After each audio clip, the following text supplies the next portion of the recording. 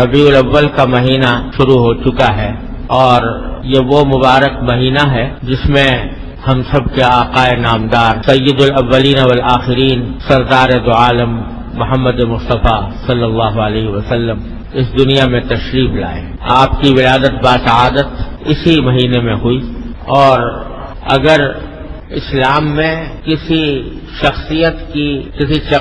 کے یوم پیدائش یا یوم وفات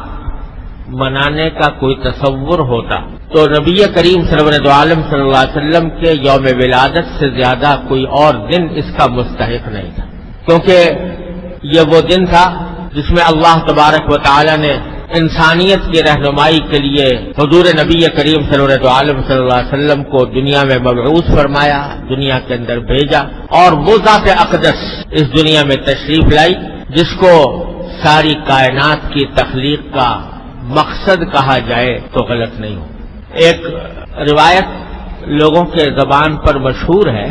کہ اللہ تبارک و تعالی نے حضور اقدس صلی اللہ علیہ وسلم سے فرمایا کہ لولاک لما خلقت الافلاک، یعنی اگر آپ نہ ہوتے تو میں ان آسمانوں کو پیدا نہ کرتا۔ یہ روایت سند کے اعتبار سے تو یہ موضوع ہے، یعنی صحیح نہیں ہے، یہ حدیث کے طور پر درست نہیں ہے، لیکن معنی کے اعتبار سے بالکل درست ہے۔ یعنی واقعتاً حضور نبی کریم صلی اللہ علیہ وسلم کی ذات والا صفات اس کائنات کی تخلیق کا مقصد تھی۔ اگر آپ دنیا میں تشریف لانے والے نہ ہوتے تو اللہ یہ کائنات ہی پیدا نہ کرتا، نہ یہ زمین ہوتی، نہ یہ آسمان ہوتا، نہ یہ ہوائیں ہوتی، نہ یہ بادل ہوتے، نہ سمندر ہوتے، نہ یہ دریا ہوتا۔ اور اقبال مرحوم نے اس بات کو بڑی بلاغت کے ساتھ کہا ہے کہ ہونا یہ نام تو کلیوں کا تبسم بھی نہ ہو، ہونا یہ نام یعنی نبی کریم صلی اللہ علیہ وسلم کا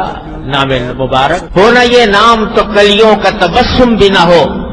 چمن دہر میں بلبل کا ترنم بھی نہ ہو، یہ نہ ساقی ہو تو پھر میں بھی نہ ہو، خم بھی نہ ہو، بزم توحید بھی دنیا میں نہ ہو، تم بھی نہ ہو، خیمہ افلاک کا استادہ اسی نام سے ہے، نبض ہستی تپش آمادہ اسی نام۔ تو در حقیقت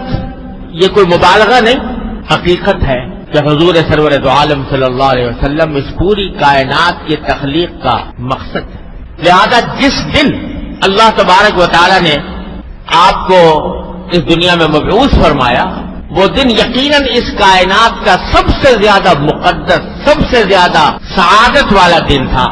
سب سے زیادہ مبارک دن تھا جس میں سرکار دو عالم صلی اللہ علیہ وسلم دنیا میں تشریف لائے۔ تو اگر اسلام میں کسی کے یوم پیدائش منانے کا کوئی تصور ہوتا تو اس دن سے زیادہ کوئی اس بات کا حقدار نہیں تھا کہ اس دن کو ایک عید کا دن بنایا جائے، اس کو ایک جشن کا دن بنایا جائے۔ لیکن جو دین لے کر سرکار دو عالم صلی اللہ علیہ وسلم تشریف لائے اور جس دین کی آپ نے ہمیں تعلیم و تبلیغ فرمائی، وہ دنیا سے نرالا دین ہے، وہ سارے مذہبوں سے نرالا مذہب ہے۔ اس میں اللہ تبارک و تعالی نے حضور اقدس صلی اللہ علیہ وسلم کے حوالے سے اور آپ کے ذریعے ہمیں جو تعلیمات عطا فرمائی ہیں وہ یہ ہے کہ رسمی طور پر دن منانے سے کچھ نہیں ہوتا۔ کسی کا یوم پیدائش منا لو، کسی کا یوم وفات منا لو، اس کے اوپر جشن کر لو، اس کی یاد میں چراغاں کر لو، اس سے کچھ نہیں ہوتا۔ اصل بات یہ ہے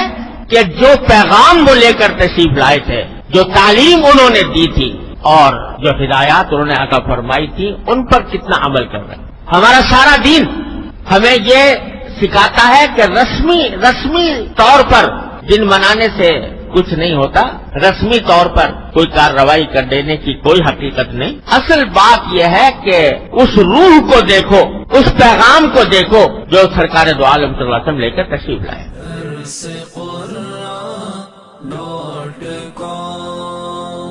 www.darsequran.com